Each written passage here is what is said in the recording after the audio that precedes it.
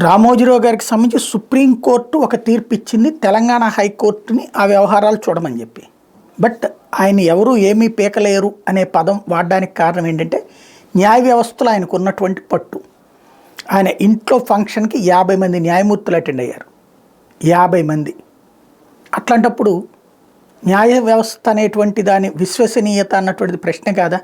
అలాగే న్యాయ వ్యవస్థ నేను కించపరచట్లేదు, కానీ న్యాయమూర్తులు పోనీ ఆయన ఏమన్నా మాజీ న్యాయమూర్తో లేకపోతే ఏ ముఖ్యమంత్రో అయితే అర్థం చేసుకో, లేదా పోనీ రాధాకృష్ణ గారి ఫంక్షన్కో లేకపోతే కనుక నాయుడు గారి ఇంట్లో ఫంక్షన్కు అటెండ్ అయ్యారా? లేదే. ఒక రాజసాన్ని ప్రొజెక్ట్ చేసుకునేటటువంటి ఆయన దగ్గరికి అటెండ్ అయ్యారు.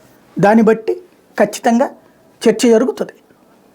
న్యాయమూర్తుల్ని వ్యక్తిగతంగా కించపరచకూడదు, కానీ వ్యవస్థీకృతమైన లోపాలని ఖచ్చితంగా చర్చ జరుగుతుంది. లేకపోతే ఒక వ్యక్తి ఒక 100 రూపాయలు దొంగతనం చేసినటువంటి వాడిని తీసుకెళ్ళి సెల్లో పడేసి బాదుతారే, అలాగే వాడిని రిమాండ్ అని చెప్పి జైల్లో పడేస్తారే, అలాంటిది వేల కోట్ల రూపాయలు అవినీతి అని నేను కూడా చెప్పట్లేదు, కానీ చట్ట విరుద్ధం. ఒక దొంగతనం చేస్తాడు, పోలీసులు పట్టుకోగానే ఆ నగలు ఇచ్చేస్తాను అంటాడు, అతని మీద శిక్ష తగ్గిస్తారు, కానీ అంటే తనంతట తను ఇచ్చేస్తే. అలా కాకుండా వీళ్ళు పట్టుకోవడానికి వెళ్ళినప్పుడు ఇస్తే అప్పుడు శిక్ష తగ్గిస్తుందా కోర్టు? తగ్గించదు కదా. పోలీసులు పట్టుకోబట్టి నువ్వు అది ఇచ్చేసానని చెప్తున్నావు అంటారు. అట్లాగే కదా మార్గదర్శి ఫైనాన్స్ అన్నటువంటిది మూసేసింది ఎందుకు? కేసు వేశాక రిజర్వ్ బ్యాంక్ ఆఫ్ ఇండియా చెప్పాక. నిబంధనలు తెలియనోడా రామోజీరావు గారు? ప్రపంచానికి నీతులు చెప్పేటటువంటి పత్రిక నడుపుతున్న ఆయనకి నిబంధనలు తెలియవా? తెలిసి కూడా హిందూ అవిభాజ్య కుటుంబం అని చెప్పాడంటే అర్థం ఏంటి? ఆ తర్వాత లేదు నువ్వు నిబంధనలకు విరుద్ధంగా ఉన్నావని చెప్తే అప్పుడు మరి అదే రామోజీరావు గారు తర్వాత చిట్స్లో మళ్ళీ డిపాజిట్లే కదా చేపిస్తోంది. మరి అది తెలియక జరుగుతున్నదే అంటే తెలిసినే జరుగుతున్నది. ఇది న్యాయ వ్యవస్థకు తెలియదా? ఇవి చూస్తుంటే అర్థం కావా?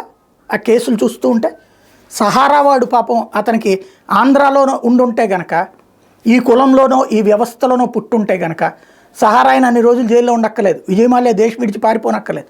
అసలు ఆంధ్రాలో ఉంటే రామోజీ చంద్రబాబు ఈ వ్యవస్థలో ఉంటే అసలు ఎవ్వడూ ఏం పీకలేడు. అంబులెన్స్ లేకపోతే బ్రతకలేని పరిస్థితుల్లో ఉన్నారని చెప్పి చంద్రబాబు నాయుడికి బెయిల్ వచ్చేస్తుంది. అదే సందర్భంలో రామోజీరావుని ముట్టుకోరు. ఆయన ఇల్లు ఎవరియో స్థలాలు తీసుకుని ఏళ్ల తరబడి దశాబ్దాల తరబడి దాన్ని ఆయన చేతుల్లోనే పెట్టుకుంటే పట్టించుకున్న దిక్కు లేదు.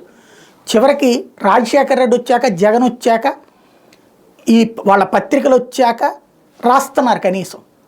లేకపోతే 30-40 ఏళ్ల నుంచి ఒక రాజ్యమేలుతున్న వ్యక్తి ఇవాళ రోజున ఏమైనా జరుగుతుందా? నాకైతే 100కి 99% నమ్మకం లేదు. ఏం జరుగుతుందో చూద్దాం.